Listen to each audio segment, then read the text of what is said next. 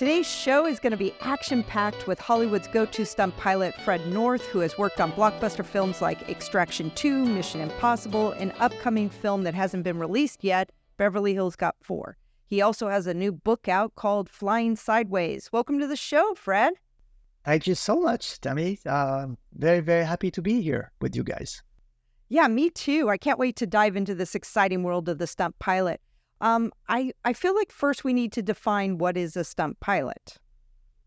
So stunt pilot, it's more like a film pilot that does stunt at time. So a film pilot is basically somebody that is contributing creatively to the shots, because it's also somebody that has so much experience that he can disconnect himself to the machine, to the helicopter, and be focused on the shot, which it takes time to get to that point. So that's what a film pilot is.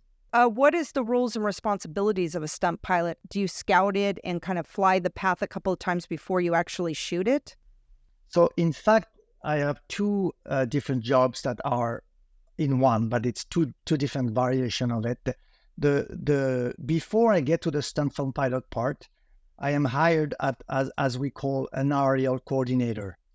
And the aerial coordinator is the one that will do the prep. So to explain to the audience, basically, I get a phone call from a producer or a director, and he's sending me a script. So we're talking a year or 8 months before we even going to shoot it. So he sent me the script. I read the script, and I'm telling them if it's feasible, not feasible, and how we should structure the aerial work. That's the job of the aerial coordinator. And then when that's approved, I need to do an aerial budget, find the proper aircraft, proper crew, permitting, the whole thing. That's the aerial coordinator part. Then when everything is in place, that's when, as a stunt film pilot, I do the flying for that piece.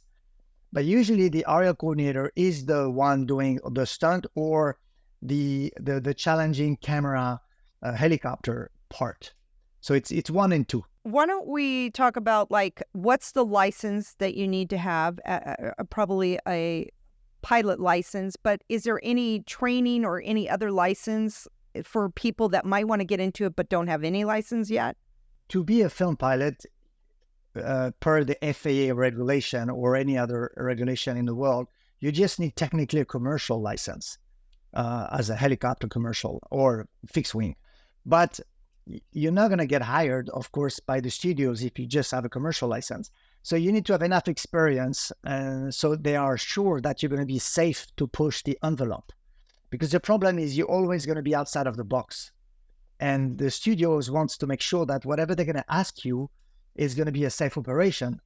So that's usually where, it takes, I would say, decades of experience. So anybody that wants to do that, my recommendation will be just go do other type of work, like firefighting, rescue, whatever people, can do.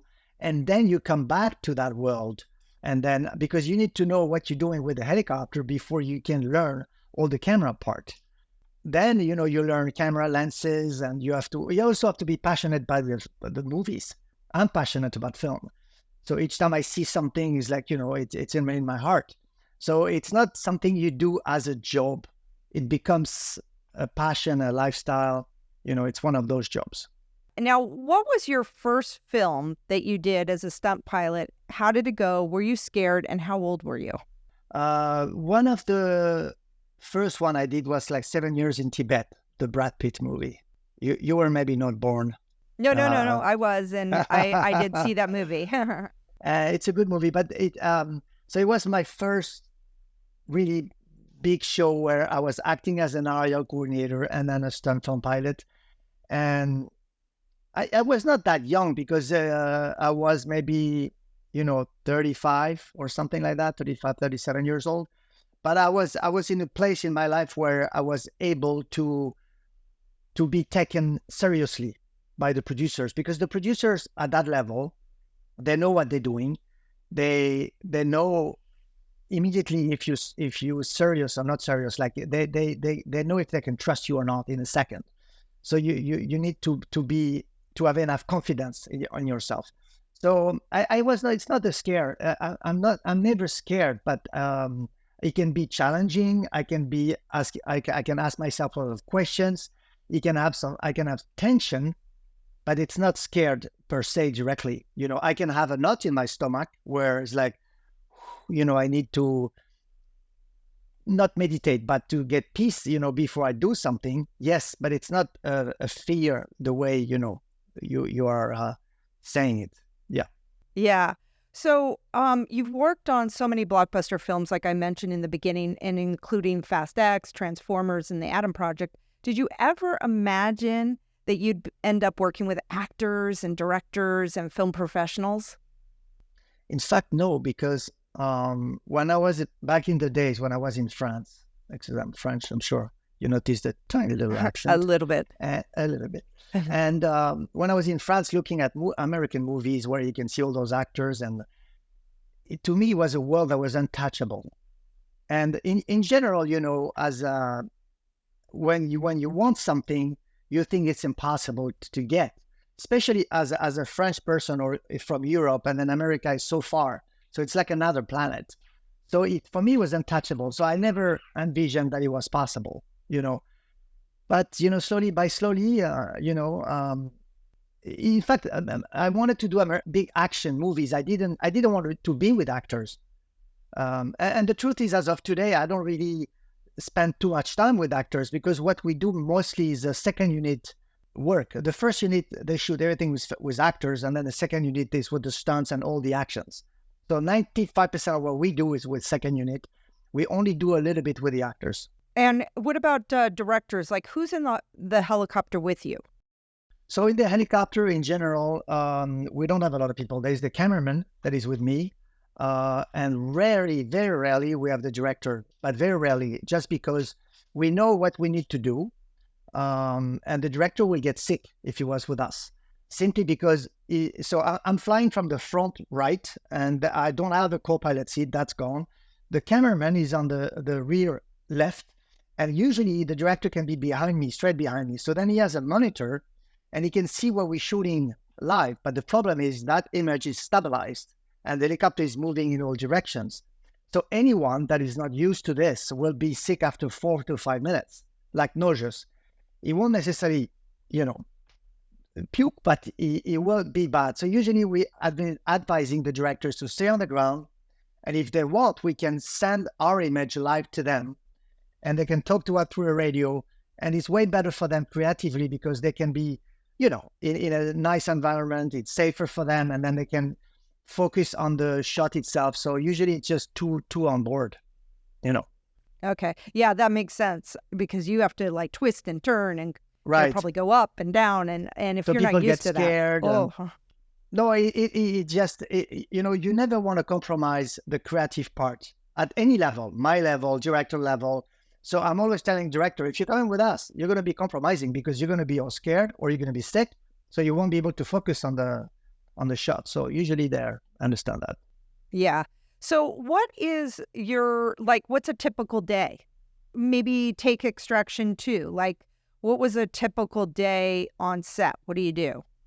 So the typical day on set. So first of all, before we get to the typical day on set, there is like months of prep. So we can talk to that whenever you're ready. But when we are on set the morning of a big stunt, for example, first of all, before that morning, the day before, I'm prepping myself mentally for the next day. So I'm going to go early to bed. I'm going to have a light dinner. I will go to the gym just to, basically make peace with the body. Mentally, I have to be ready for it. I usually also have meeting with my teammate. We talk again about the stunt we were going to do the next day. So just so we are fully ready. And then the morning off, I usually wake up early, because usually we have an early call. It can be 5 a.m. and have a light, breakfast. And then I usually stretch a little bit, just like 15 minutes, and then, get ready, and I go to set. When I go to set, we usually start with a big safety briefing with the whole crew. So we're talking about 300, 400 people. It's more like a general safety briefing to let everybody know what we're going to be doing that day. And then usually after that, I do another meeting with just my team, and then we allocate who is going to do what. So, like Michael, you're going to go next to the train, because on Extraction 2, we have that big stunt sequence where I'm landing a helicopter on a moving train. at 60 miles an hour, landing on the train and unload five bad guys that attacking the train. So there was a lot of complexity of that stunt itself, because we only had 22 seconds to do that little piece, because there were trees on each side, on each end. So there was a lot of things at stake. So anyway, we distribute the roles. We confirm, who's going to do what. The communication is, primary. So, there's only one lead communication and all that stuff. So we just go through the process of that piece. And then we do another meeting with the director, with the producer, and we go again through their part. So there's a couple of hours of that. And then they're telling us, okay, we'll be ready at like 11 o'clock. So then we go prep our machine, we do pre-flight, we do all that stuff, we check the fuel, we remove the doors because there's a lot of stuff, we have to do. And then the stunt person come with us, and then we brief the stunt people again. We already done it 50 times, so we do it again. We re-talk about the role of each stunt, and we go through that sequence. And then at 11 o'clock, we're ready. We're waiting for the green light. At that point, the train is going, and then our team is on the train. Everything is ready. And then, I'm waiting for for the green signal to start the helicopter. Then we start the machine, and then off we go. We do the sequence. That's basically the way it goes. Who's in your team? Like, what are the roles in your team?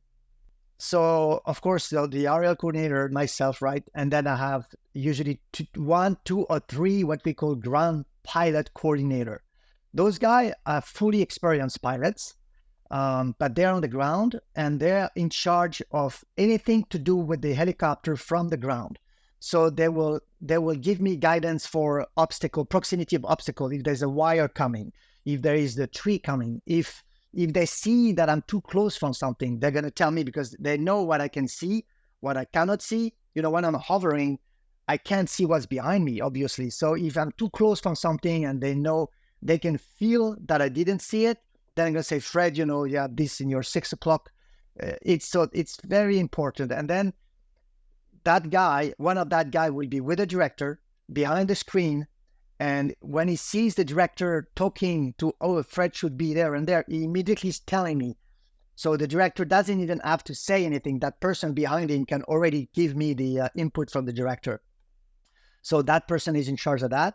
And then, you have those people. And then you have the cameraman. He's called an aerial DP, director of photography. He's with me on board. There's a technician that is for the camera. There's another technician that is in charge of downloading the camera, because it's like terabytes of data. There's a fuel truck. There's a fuel truck driver. There's an engineer to sign off all the camera stuff. So it's like 7, 8 people in general. Oh, that's interesting. And now let's talk about the prep before the shoots. You said that there's months of prep. So can you walk me through, like, you're on a project, who do you meet with first when you get hired on? So usually I'm getting a phone call from 2 different people.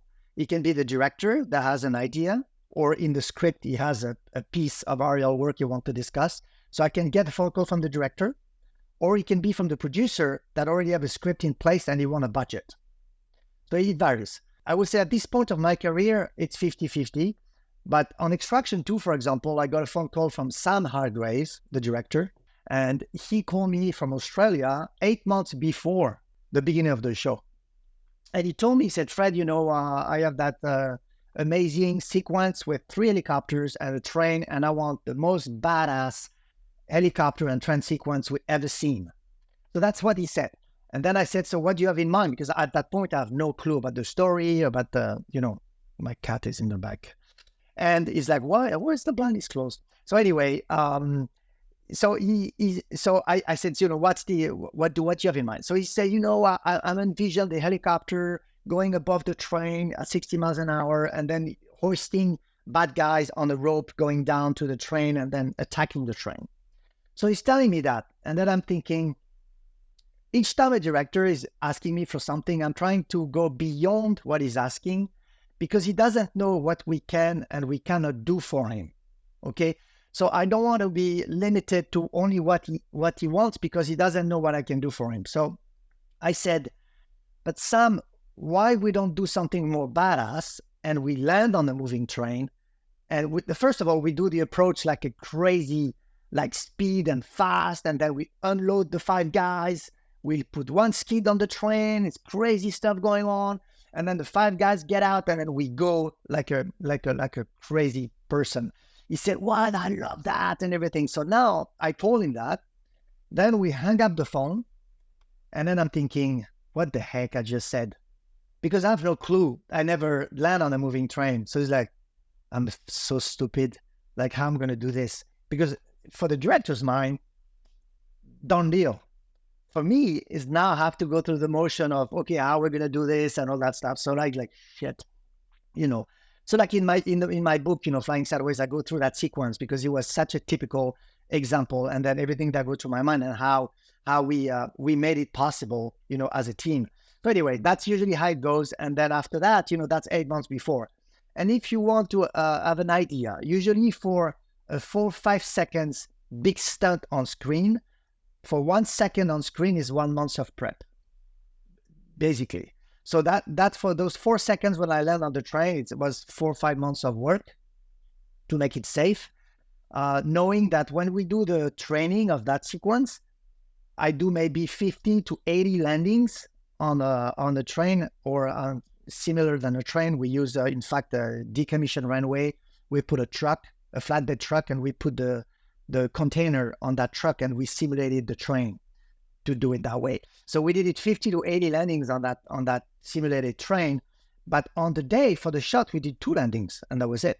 So you must have a budget of how many prep days to do the 50 to 80 attempts? So usually when I give the aerial budget to the producers, they're asking me how long I need for each sequence to train. And for that particular one, I told them I need 10 days. So it's 10 full days, and I may use 7, I may use 9. I just telling them that's the max I will need. But then it's a full 10-hour day, per day. So but it varies. Sometimes I can ask for 1 day, I can ask for 2 days. It depends how complex it is. And because for this particular sequence, I didn't know what speed we can achieve that landing, because, helicopter in general, when they go fast, the nose has a tendency to go down. So the problem is if you land on a train that is flat, you can't put just the nose. So I had to see what speed we can do things.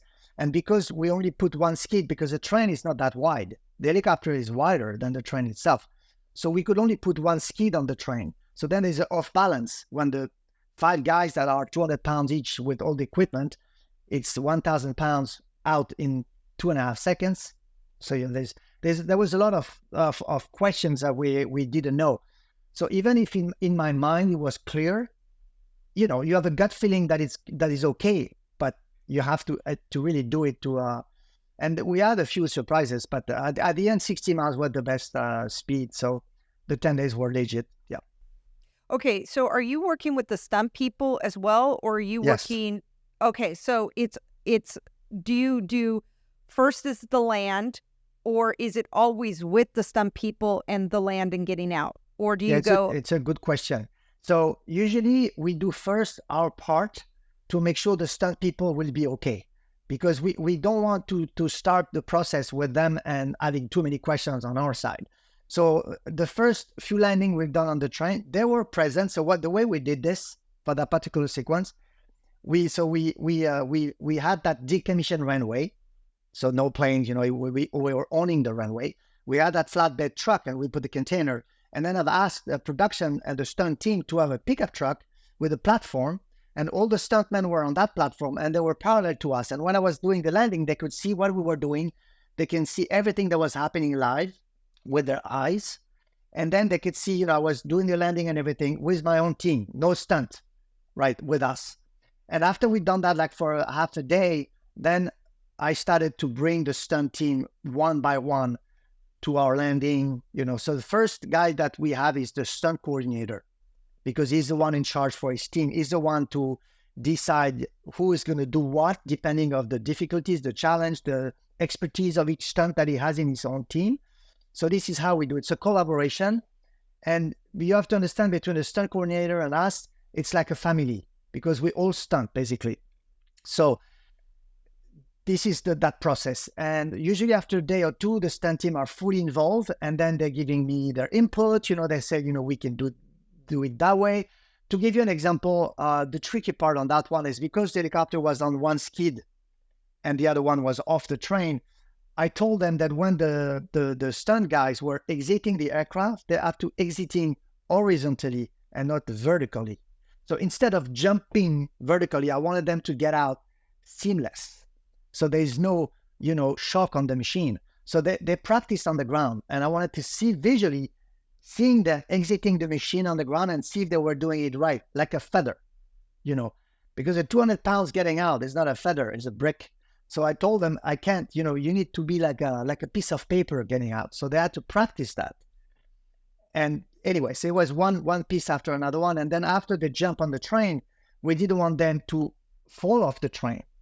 So then we decided all together to put nets under the train roof. So if they're falling, they were going on the net. So we just, basically found the safety protocol for all of us. And the net could not, get the skid on the other side and, get caught in it. So there was a lot of questions that we did during the training process. It's a partnership with the stunt people. Right. So by the time you actually shoot it, it's pretty seamless, Completely and like seamless, you said, yeah. two Right. takes and we're done. And done, yeah. And Yeah. also, when we do the shot, we cannot be distracted by all the safety issues. We cannot be distracted by the choreography of it. We need to be 100% focused for the director and the cameras.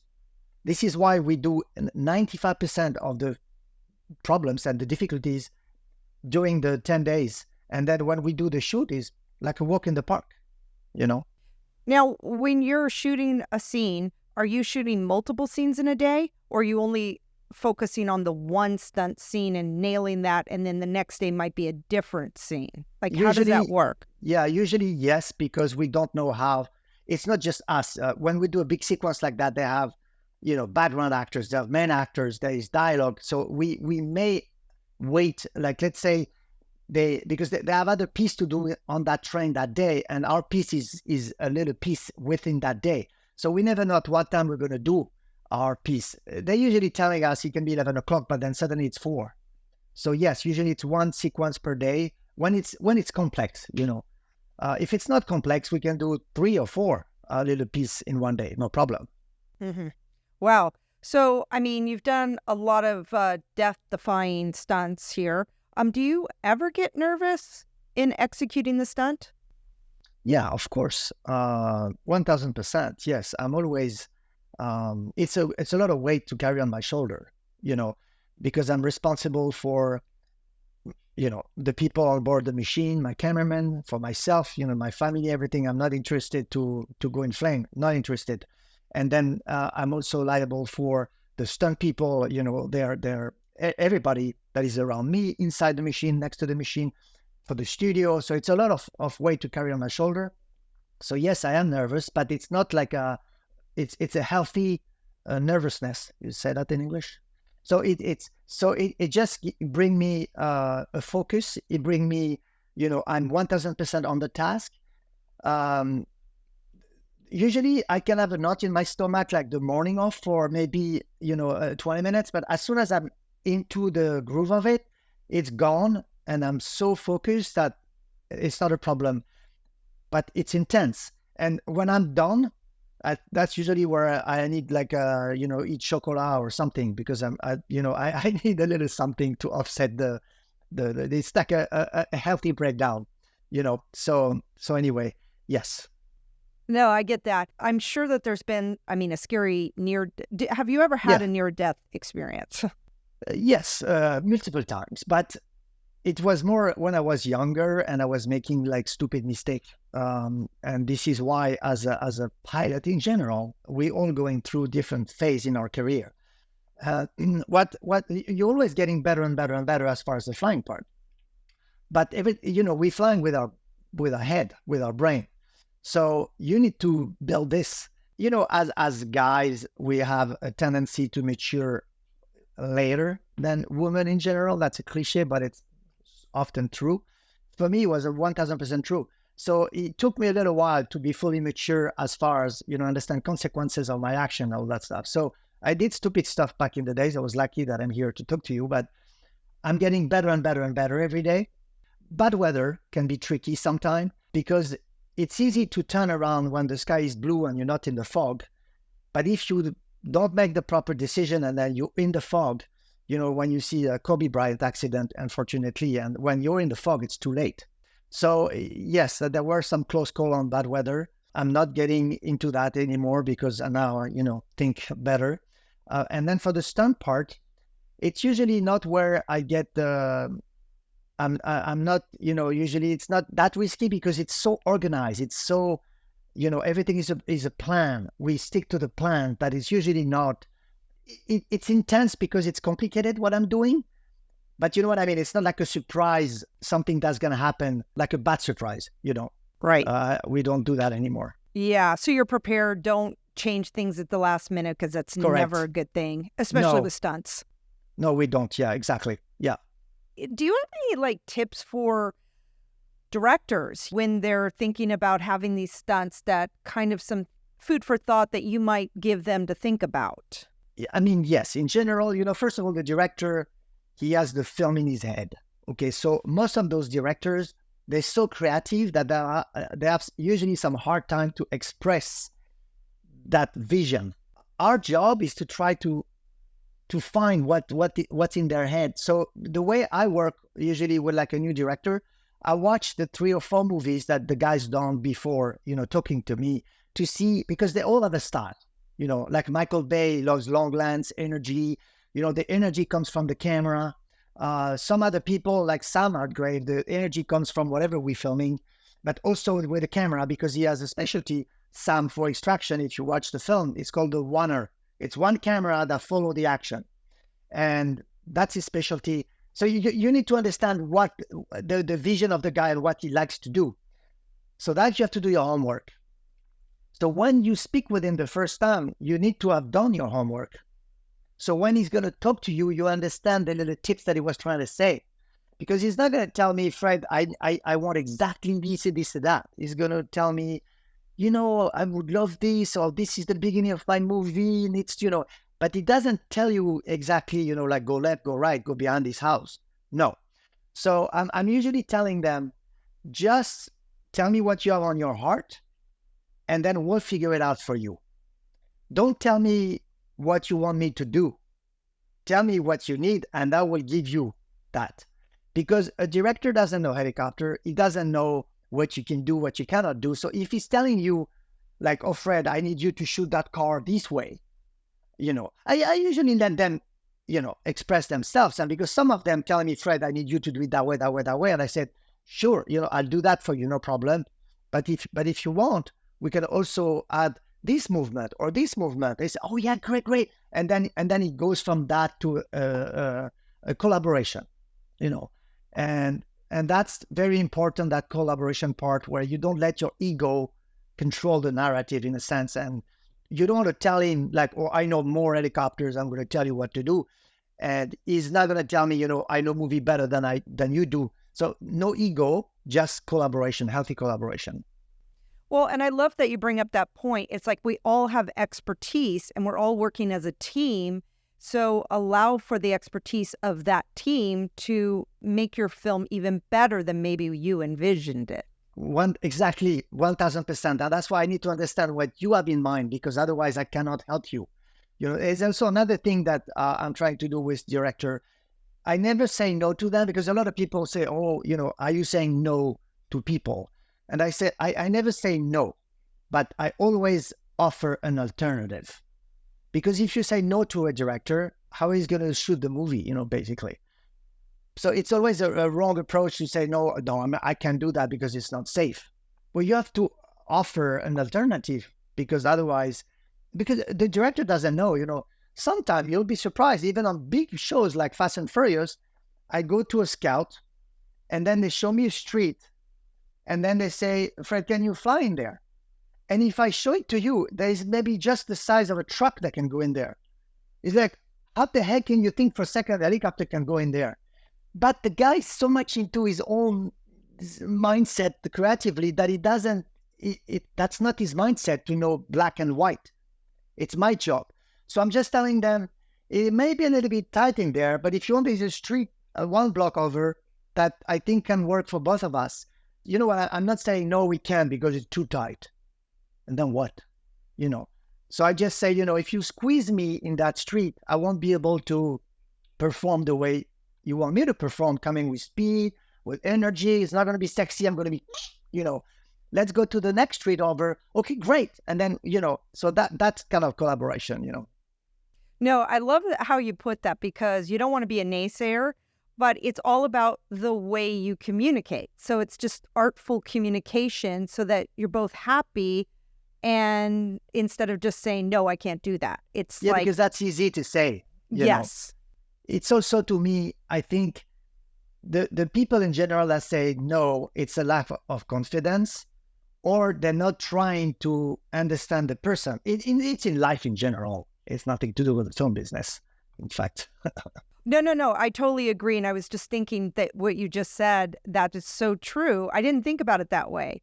Sometimes it's just a lack of confidence. So you're saying no because you're like, oh my God, I don't know how to do that. I instead of just going, okay, great. Let me think about that. Even just like, let me think about that and get back to you is enough of a pause sometimes, just to go, what can I do? Because I think most people really, I hope, it sounds like for yourself is like, look, this is going to be an exciting project we're doing together. Yes, no, 1000%. I mean, me, that's another thing I understood when I came from France to America, as far as, because I was doing film in France.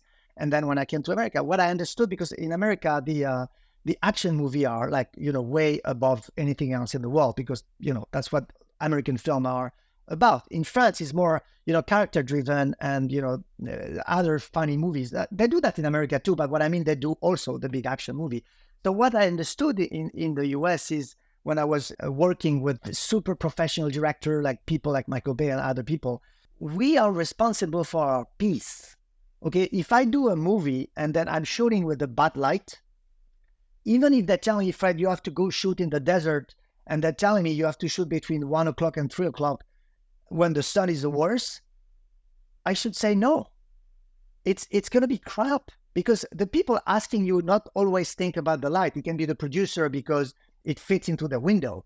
But then the director would say, Fred, what the fuck? What are you doing at 1 p.m.? I mean, there is no contrast. There is no... And so it's my responsibility to tell the producer, we cannot do it. The light is crap. We have to do it in the morning or the evening and work with that producer to make it happen. It's our responsibility. And if we all do that, the film is so much better. Because otherwise, if you only do it as a job, that's why I'm saying it's a lifestyle. Because me, I'm passionate about the shot. If you ask me, let's do that shot, I really scratch it. It's like if I'm doing it for me, And then I think that's why it works out, because they trust that I'm going to do the best for them, And it has to be that way, because if you only do it as a job, then it's going to be a B shot, not A plus, Right. I guess, well, you bring up some good points there. I think that's the hard part, is when to speak up, when not to speak up, how to speak up. And I think that, unfortunately, in school, nobody's taught about how to effectively communicate and, get what you need and want, or, help other people. So people have a tendency to limit themselves too much. Yeah. I think if you speak up in a respectful way and you give an idea that goes to the project, be short, but suggest. And I can give you an example. When I just moved from France to the US, so 22 years ago, it was maybe 2 years after, I got a phone call from Steve Wynn. You know Steve Wynn from Las Vegas? No.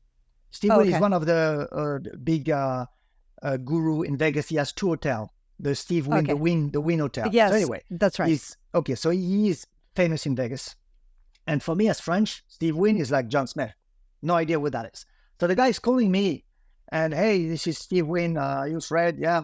So, I have that new hotel in Vegas. So the guy first is calling me directly, which as a French, it will never happen. I will get the 10th and 15th assistant. I will never talk to the CEO directly.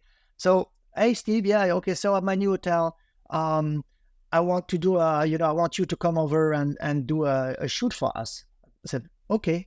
Okay. And then he says, I'm going to send you my jet. So I'm in LA, he's in Vegas, and he said, I'm going to send you my jet. Can you come in? Can you be in Santa Monica Airport in 12 minutes? Sure. So to send me a jet, it's like, whoa, I love America, kind of thing. So I go there. Long story short, I go to Vegas. And when I come into the room, so at the time you have to understand my English is like shit, not great, like C-. Okay, I can express myself, but not that fantastic. I enter the room and it's in like the top floor of the Wynn Hotel, which is like, 50 stories. And when I enter the room, there's that huge table, is maybe 30 feet long. Steve Wynn is on one side on the left with two huge dogs, real dogs, like Greek statues, and then on the other end is 10 people. And there's like a gap in between. So it's a little bit, strange. So I get there, I sit there, and then Steve there's a TV and he's showing us, he just did that commercial that he wanted me to redo. And he said, that's the aerial they did, and those guys did a crappy work, so what can you do better?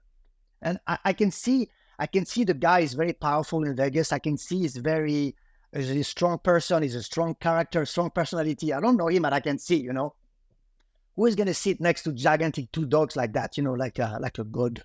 And so I'm thinking, super fast, and I'm thinking, should I speak up?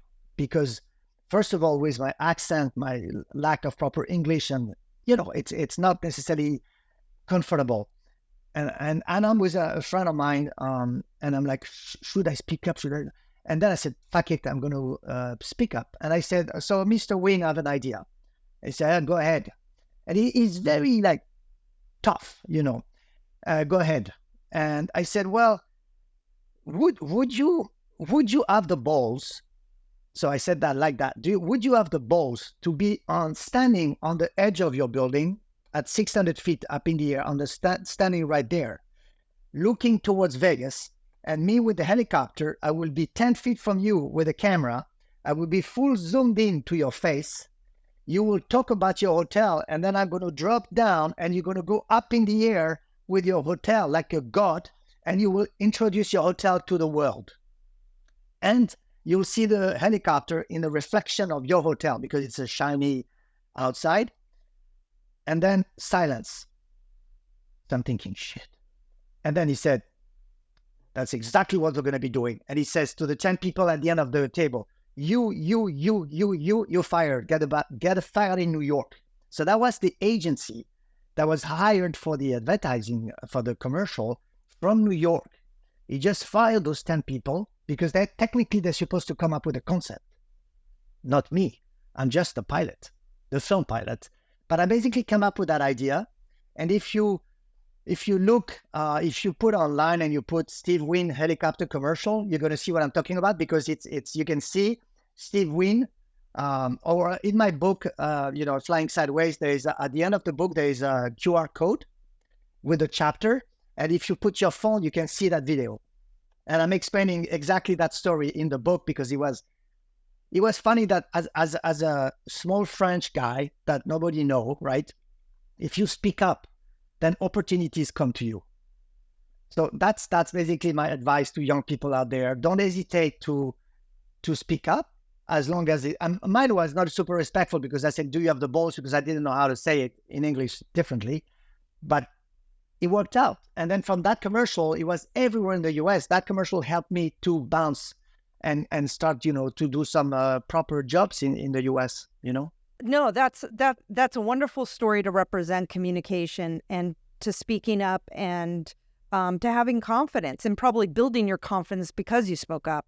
I just think that's so great. And I think too many times we walk away going, I should have said something, Right. Don't be that person. Say it. No, but because don't limit yourself. That's what I'm telling the kids, unleash the beast. Yes. Why are you limiting yourself?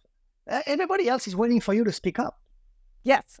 They're waiting for your idea. Yes, of course they do. And nobody's going to say, oh, do you have an idea? You should speak up. That's the first thing. And also I'm telling my kids, because I have 3 kids, but 2 are 17 and 19, and it's like wondering what to do. And I'm telling them, you have to create opportunities for yourself. And I say, how you do that? By exposing you to the world. Go see people. Go do whatever you want to do, but don't stay at home on your phone, because that's not going to help you. So create opportunities. That's basically, to me, the key of success. Because if you create opportunities, to a point, it comes to you. But if you don't expose yourself, nothing is going to happen. Yeah, that's really great advice. I want to talk about your book, Flying Sideways. What made you decide to write a book, and then what do you hope your readers will gain from it? So there's two things. The two reasons we wanted to do the book. So my wife and I, we co-write the book. It was her project, I have to say, because, me, I have no education whatsoever, no college, school was crap. I'm not the kind of person like that. So writing a book, forget it. So she basically said, Fred, we have to write the book. And the two reasons was because we wanted a legacy for my kids. Because as a parent, I don't know if you have kids yourself, but if you do, you'll understand what I'm going to say. So the kids in general, when they're 15, 16 years old, that's when they realize who you are. But from that day, they have no clue what you've done to get to where you are with them. So, and at that age, 17, 19, they are looking for answers that they don't have.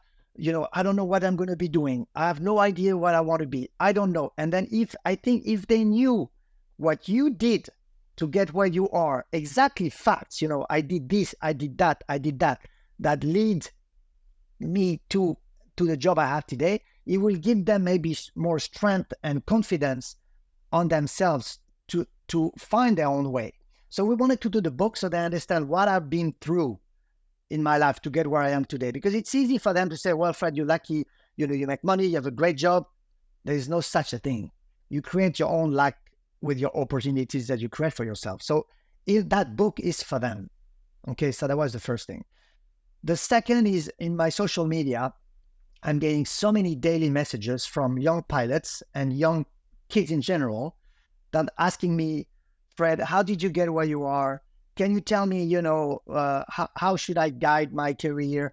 What should I do to get better? I'm getting daily messages, so I'm responding to them one by one. I always answer to all of them, but because it's on social media, I can only do a few sentences because I cannot spend, 45 minutes per person. So I'm always telling them, send me an email, and I want to understand their lives and stuff. But so the book is to basically telling them everything I've been doing, and then read the book and then ask me specific questions. So that was also the second reason I did the book. And what I want people to get out of it, in the book, in fact, is for everyone. It's not for helicopter people. There's nothing technical in it. It's more life lesson and experience of a life journey as a helicopter pilot, but it could be an engineer, it could be a car driver. It has nothing to do with the helicopter itself. I'm not technical in it. And the what I want them to take out of the book is so many people will say no to you. And in the book, I'm explaining, I did the 1 week selection course with the French US Air Force to be a jet fighter pilot when I was 19 years old. I did 1 week. I was convinced I was going to be the best pilot ever and blah, blah, blah, all the dream. I do the 1 week course and it's intense for 1 week. I do everything good that I thought was good. And at the end of the last day, each student go to the general that was in charge of that, preschool to tell you if you're going to be admitted or not to keep going. And there was like 60 kids. And I will remember all my life. And then in the book, I'm explaining everything, but just to give you a little thing. The guy's telling me, Fred, you've done everything right, but there's one thing I can tell you. You will never be a good pilot. You will never be a professional pilot because you will suck at it. You'll be terrible.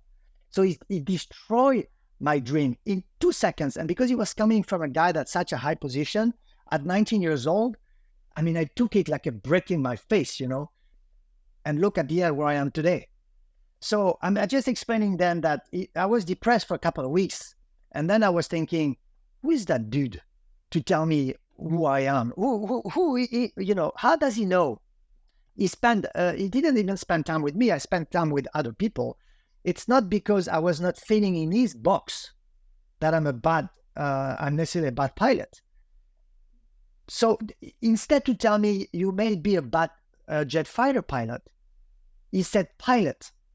If he would have said, maybe I would have been a bad jet fighter pilot, I don't know. But he destroyed my dream. And I think that guy had responsibility to not do that. But I'm just explaining in the book that basically a lot of people will say no to you. A lot of people will, in fact, 99% of the people around you will say no because they basically don't want to have their own mistake, reflecting on your success, So they're going to say no most of the time. So the book is basically a life lesson. And I don't want to be arrogant saying that. It's just that I went through different obstacles and problems in my life. And each time I overcome them, and the book is 25 chapters, and each chapter has its own, it's like 25 different stories. And each chapter, you can even read them independent from each other. And each of them, there's a lesson I learned from it. And it's funny, there's a lot of sense of humor in the book. There's crazy stories, and we wrote it I have 13 logbooks as a pilot. I have 21,000 hours. So all those hours are long logbooks. So we were able to retrace all my career because it's hard to remember, even with the best intent, you can mix up dates and stuff. So we were able to retrace that, and then everything came back, and it was pretty cool. And the QR codes at the end are fun because you can see videos from the 80s that you can find online with the phone. You can, read the video, see the video with the story I'm talking about. And it's a fun book, Yeah. Yeah. And you've done a lot of I started to read it, and the travel from France to Africa. I mean, you've done a lot of traveling, a wealth of information. I will definitely put the link in the bio or in the description. Any last thoughts? I mean, you've shared so many, but anything you want to leave our listeners with as a closing? For the young folks out there, it's read the book and send me messages because I'll be always available to answer to each of you guys, with pleasure. And then that movie, the Beverly Hills Cops 4, with Eddie Murphy. The movie is not out yet because there's a Hollywood strike right now, but hopefully it will be off soon. And then that movie will come out, hopefully in 2024. But in that movie, I've done some insane, crazy stuff with helicopter, and I can't say too much, but it's a funny movie, and it's some crazy and one of the most challenging stunt sequence I've ever done in my life in that movie. That's something to really watch. Otherwise, just do what you think is right for yourself. And I think, create opportunities, do it. And we have one life. I know it's always a cliche to say that, but it goes fast. So just take the moment. Well, thank you so much, Fred, for being on the show. This was great. My pleasure, Tammy. Thank you so much. Thank you so much for listening. I encourage you to get out there and make a film. Reach out to your local filmmakers group to get involved and connect. Please subscribe to the show if you like it, and follow me on Instagram @TammyMagaro. Until we meet again, what's your story?